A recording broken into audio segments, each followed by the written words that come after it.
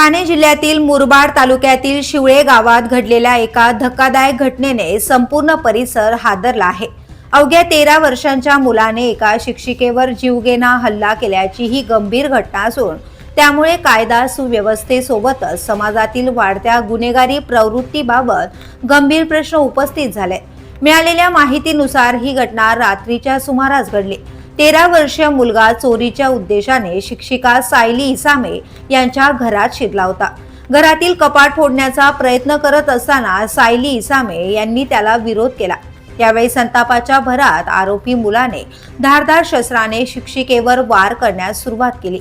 या हल्ल्यात सायली इसामे गंभीर जखमी झाल्या असून त्यांचा मान आणि शरीराच्या इतर भागांवर गंभीर जखमा झाल्याची माहिती समोर येते। हल्ल्यानंतर आरोपी घटनास्थळावरून पळून जाण्याचा प्रयत्न करत होता, मात्र स्थानिक नागरिकांनी तत्परता दाखवत त्याला पकडले आणि मुरबाड पोलिसांच्या ताब्यात दिले। दरम्यान जखमी शिक्षिकेला तातडीने जवळच्या खासगी रुग्णालयात दाखल करण्यात आले असून त्यांच्यावर उपचार सुरू आहेत।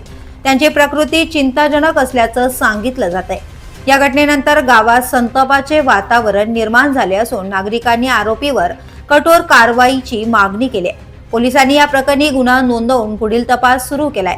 अल्पवयीन मुलाने इतक्या गंभीर प्रकारचा गुन्हा केल्यामुळे या प्रकरणाची चौकशी अधिक संवेदनशीलपणे केली जाते। आरोपीच्या कुटुंबियांची पार्श्वभूमी, त्याच्या वागणुकीमागील कारणे आणि गुन्ह्याच्या परिस्थितीचा तपशील पोलीस तपासत आहे। ही घटना अल्पवयीन मुलांमध्ये वाढणारी गुन्हेगारी प्रवृत्ती, घरातील वातावरण आणि सामाजिक प्रभाव यावर पुन्हा एकदा गंभीर विचार करण्याची गरज अधोरेखित करते। द पोलीस न्यूज साठी नितीन पाटील, पालघर।